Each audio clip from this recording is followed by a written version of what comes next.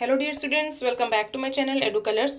आज हम इस वीडियो में क्लास 9th की वर्कशीट करेंगे 76। ये ज्योग्राफी की वर्कशीट है जो कि 23 जनवरी को आप सबको मिलेगी। तो बच्चों, हमें जो चैप्टर करना है वो है भारत का भौतिक स्वरूप पुनरावृत्ति। ठीक है, यानी कि हमें भारत का भौतिक स्वरूप पुनरावृत्ति का करना है। इसका हमने एक वर्कशीट 75 कर ली है और ये दूसरी 76 वर्कशीट है। तो इसमें हमें पहले जो क्वेश्चन है हमारा वो है दो आब क्या है। ठीक है, तो दो आब क्या होता है? दो आब होता है, दो मीन्स टू, आब मीन्स पानी। ठीक है, दो मीन्स दो यानी टू, आब मीन्स पानी, यानी कि एक तरीके से दो पानी, यानी कि दो नदियों के बीच का जो क्षेत्र होता है। मान लीजिए एक नदी है, ये एक नदी है, तो इसके बीच का जो उपजाऊ क्षेत्र है ये बहुत फर्टाइल होता है, बहुत उपजाऊ होता है, तो यहाँ पर खेती अच्छी होती है, तो इसे कहते हैं दो आब का क्षेत्र। ठीक है, अगला क्वेश्चन है हमारा, कौन सा महाद्वीप गोंडवाना लैंड का हिस्सा नहीं था?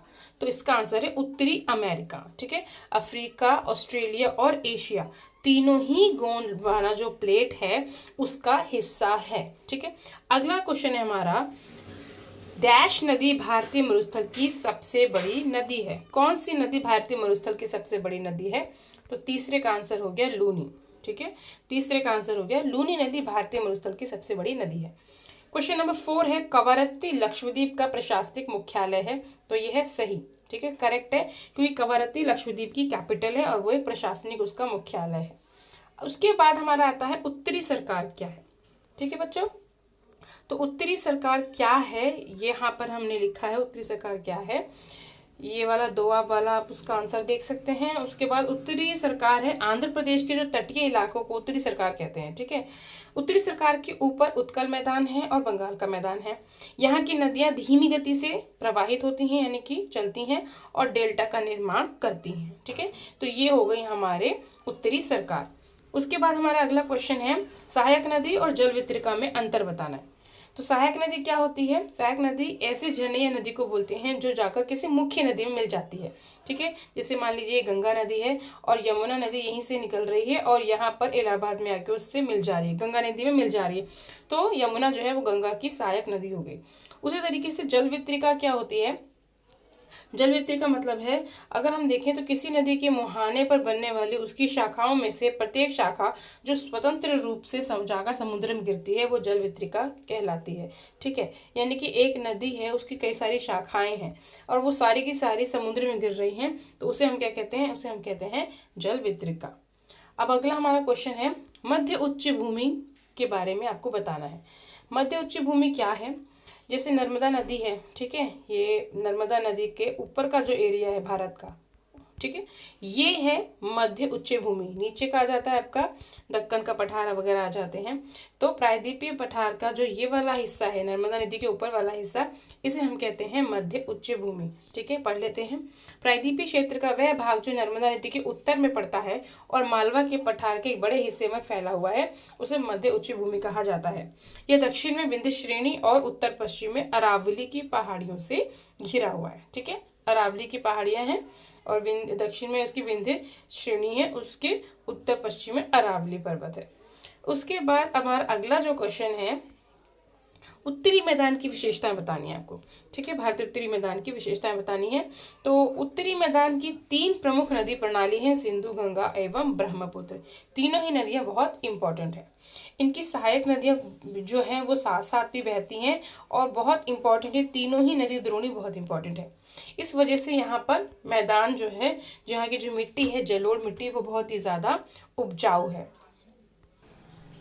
उसके बाद ये वाला जो एरिया है मैदानी इलाका, यहाँ पर बहुत ज़्यादा फर्टाइल है, उपजाऊ है, जिसकी वजह से यहाँ पर एक जनसंख्या जो है वो काफ़ी जनसंख्या निवास करती है।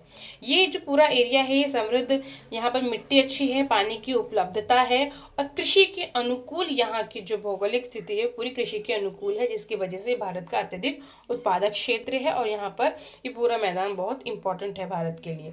ठीक है, अब आते हैं हमारा जो अगला क्वेश्चन है बच्चों, वो हम देखते हैं। हमारा अगला क्वेश्चन है क्वेश्चन नंबर 9। भारत का प्रत्येक भौतिक क्षेत्र एक दूसरे को पूरक करता है, यानी कि हर जो हमारा भौतिक स्वरूप है, चाहे वो हिमालय पर्वत हो, चाहे मरुस्थल हो, चाहे द्वीप हो, चाहे तटीय मैदान हो, वो सब एक दूसरे को पूरक हैं, एक दूसरे के कनेक्टेड हैं और देश को उसके प्राकृतिक संसाधनों में समृद्ध बनाता है। 5 उदाहरणों के साथ इस कथन को आप न्यायोचित उत्तर मतलब आप देना है हमको। तो इसका सही जो उत्तर होता है बेटा वो ये होता है कि भारत का जो भौतिक भौतिक स्वरूप है उसमें हम देखते हैं हिमालय की पर्वत चोटियाँ आती हैं, उत्तरी मैदान आते हैं, प्रायद्वीपीय पठार, भारतीय मरुस्थल, तटीय मैदान, पश्चिमी घाट, पूर्वी घाट, ठीक है, द्वीप समूह सब आते हैं। तो विभिन्न भू आकृतियों और विभागों का विस्तृत विवरण करके हमें हर विभाग की स्पष्ट विशेषताएं पता चलती हैं, परंतु ये स्पष्ट जो विशेषताएं हैं ये दोनों एक दूसरे के पूरक हैं और वे देश को प्राकृतिक संसाधनों में रिच यानी समृद्ध बनाते हैं।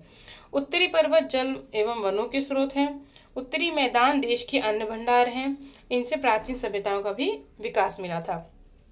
पठारी जो क्षेत्र है वो खनिजों के भंडार हैं जिसने देश के औद्योगिकरण में इंडस्ट्रियलाइजेशन में महत्वपूर्ण भूमिका निभाई थी। तटीय क्षेत्र जो है वो मत्स्य पालन में और पोत संबंधी में अच्छे हैं, ठीक है। तो हर एक चीज की एक खासियत है, विशेषता है। तो इस तरीके से हम देखते हैं कि भारत का उज्जवल भविष्य में जो यहाँ की भौतिक विभिन्नता है, विभिन्नता होते हुए भी वो एक दूसरे के पूरक है, ठीक है बच्चों। अब हम यहाँ पर देखेंगे तो एक हमें अनुच्छेद दिया हुआ है, उस अनुच्छेद को आप पॉज करेंगे, पढ़ेंगे। यहाँ के जो प्रायद्वीपीय पठार के किनारों पर जो तटीय मैदान है उसके बारे में बताया गया है, ठीक है। तो पहला हमारा क्वेश्चन है, मुंबई और गोवा के तटीय भाग को किस नाम से जाना जाता है, ठीक है। तो मुंबई और गोवा के जो तटीय भाग हैं उसको जाना जाता है कोंकण तट के नाम से, ठीक है, कोंकण तट के नाम से। अब भारत के 2 समुद्र तटीय मैदानों के नाम लिखने हैं। तो भारत के 2 समुद्र तटीय मैदान के नाम हैं, एक तो है पूर्वी तटीय मैदान, ठीक है, और दूसरा है पश्चिमी तटीय मैदान। इजी है, कोई डिफिकल्टी नहीं है इसमें, ठीक है। पूर्वी तटीय मैदान और पश्चिमी तटीय मैदान, ठीक है बच्चों। उसके बाद हमारा तीसरा क्वेश्चन है, कोई 2 नदियां जो डेल्टा बनाती हैं उनके नाम लिखने हैं। तो हम देखेंगे भारत का जो ये वाला दक्षिणी हिस्सा है, आप देखेंगे तो दक्षिणी हिस्से में जितनी नदियां इस साइड बह रही हैं, जैसे कृष्णा है, गोदावरी, महानदी, कावेरी, ये सारी नदियां जो हैं डेल्टा बनाती हैं। सिवाय प्रायद्वीपीय भारत की जो नर्मदा और तापी नदी है वो एस्चुरी बनाती हैं और अब सागर में गिरती हैं। और जो ये वाली नदियां हैं कृष्णा, गोदावरी, कावेरी, ये सारी जो नदियां हैं वो इधर बंगाल की खाड़ी में गिरती हैं और डेल्टा बनाती हैं, ठीक है। हमारा अगला प्रश्न है, समुद्र तटीय मैदानों का कोई एक आर्थिक लाभ बताना है। तो समुद्र तटीय मैदानों का एक आर्थिक लाभ यहाँ पे है, यहाँ पर कृषि अच्छी होती है, ठीक है। तटीय मैदान होते हैं, समुद्र पास में होता है, तो एक तरीके से ये जो पूरा मैदान होता है फर्टाइल होता है, उपजाऊ होता है और यहाँ पर कृषि अच्छी हो जाती है। और कृषि अच्छी होगी तो हमारे देश की अर्थव्यवस्था ऑब्वियसली अच्छी हो जाएगी, ठीक है बच्चों। तो यहाँ पर जो हमारी ये वर्कशीट है बच्चों, 9th क्लास की वर्कशीट हमारी कंप्लीट होती है। आई होप आपको ये वर्कशीट अच्छी लगी होगी। अगर आपको मेरी वर्कशीट अच्छी लगी है तो इसे अपने फ्रेंड्स में शेयर करें, कमेंट सेक्शन में बताएं कि आपको मेरा वीडियो कैसा लगा। मेरे चैनल एडू कलर्स को सब्सक्राइब करें बच्चों। वीडियो देखने के लिए थैंक यू सो मच।